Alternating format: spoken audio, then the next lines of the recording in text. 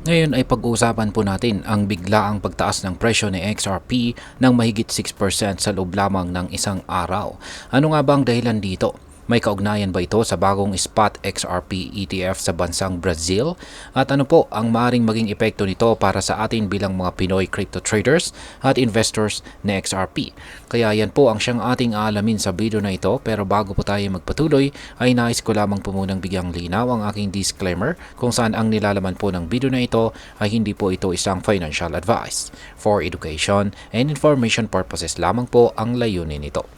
Yan, bakit nga ba tumataas ang presyo ni XRP? Dito po sa mundo ng cryptocurrency ay maraming dahilan kung bakit maaaring tumaas o bumaba ang presyo ng isang coin.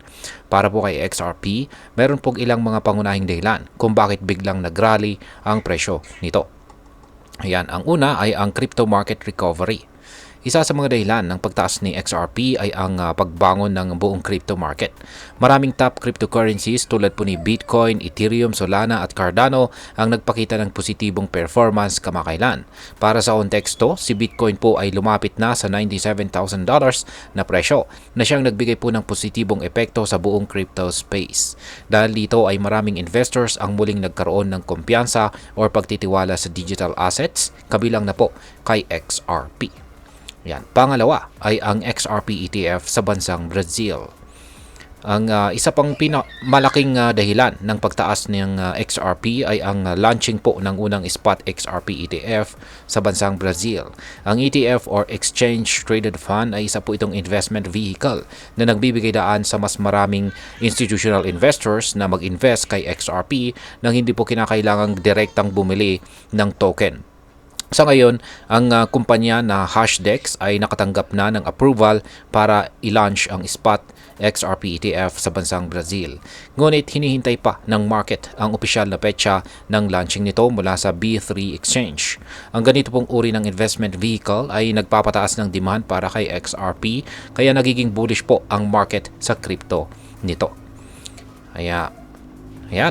Ang pangatlo ay ang posibleng XRP ETF naman sa bansang US.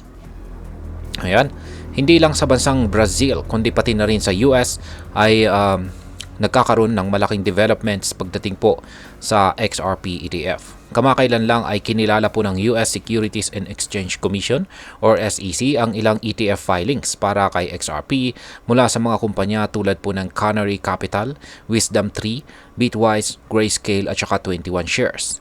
Ayon po sa datos mula sa Polymarket, mayroon pong 80% na posibilidad na magkaroon ng Ripple ETF sa US ngayong taong 2025. Kapag nangyari po ito, inaasahang mas dadami pa ang interest ng mga investors kay XRP at maaaring mas tumas pa ang presyo nito. Yan, pang-apat ay ang regulatory developments. Bukod po sa mga ETF, may iba pang mga regulatory developments na nagdulot po ng positibong epekto sa crypto market. Isa na rito ang pansamantalang paghinto ng SEC sa ilang malalaking crypto cases, kabilang na po ang Binance at saka Coinbase lawsuit. Dahil dito ay maraming investors ang umaasa na maaaring magkaroon ng positibong resulta ang matagal ng kaso ni Ripple laban kay SEC. Isa pang nakakagulat na pangyayari ay ang ang pagbanggit ni US President Donald Trump kay Ripple at XRP sa Truth Social platform. Dahil sa kanyang impluensya ay mas lalong nagkaroon po ng hype ang market ni XRP. Ngayon ay ano po ang posibleng susunod na galaw ni XRP? Sa kasalukuyan si XRP po ay naglalaro sa presyo na malapit sa $2.7 at may peak na umaabot po sa $2.74 sa loob nitong nakalipas na 24 oras. Ang trading volume po nito ay lumobo rin ng 7% at umabot po ito sa $5.37 billion na nagpapakita po ng positibong interes ng mga traders. Ayon po sa market expert na si Egra Crypto, kung mananatili si XRP sa itaas po ng $2.62, maaari nitong maabot ang susunod na target na $2.83. At kung malagpasan nito ang resistance level na ito, may posibilidad na maabot po nito ang $3.10 sa lalong madaling panahon. At ngayon ay ano po ang maaring maging epekto nito para sa atin bilang mga Pinoy crypto traders at investors ni XRP. Yan, para sa atin, particular po sa mga may holdings dyan ng XRP, ang pagtaas po ng presyo ay isang magandang balita. Kung matagal ka nang nag-invest dito kay XRP, maaring ito na po ang simula ng mas mataas na presyo sa hinaharap.